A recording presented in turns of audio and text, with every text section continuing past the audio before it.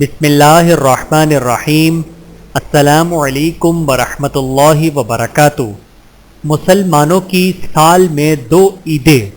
حضرت انس رضی اللہ تعالیٰ عنہ فرماتے ہیں کہ جب رسول اللہ صلی اللہ علیہ وآلہ وسلم مکہ مکرمہ سے مدینہ منورہ تشریف لائے تو اہل مدینہ کے لیے زمانے جاہلیت کے 2 دن نیروز اور مہرجان مقرر تھے جن میں وہ لوگ کھیل کود کیا کرتے تھے۔ نبی کریم صلی اللہ علیہ وآلہ وسلم نے ان سے پوچھا کہ یہ کون سے 2 دن ہیں؟ انہوں نے کہا کہ ہم زمانہ جاہلیت میں ان دنوں میں کھیل کود و تفریح کیا کرتے تھے۔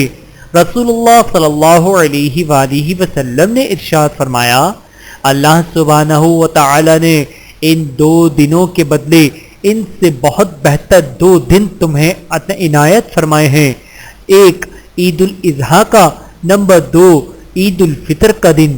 بحوالہ سنن ابی داود، حدیث نمبر 1136۔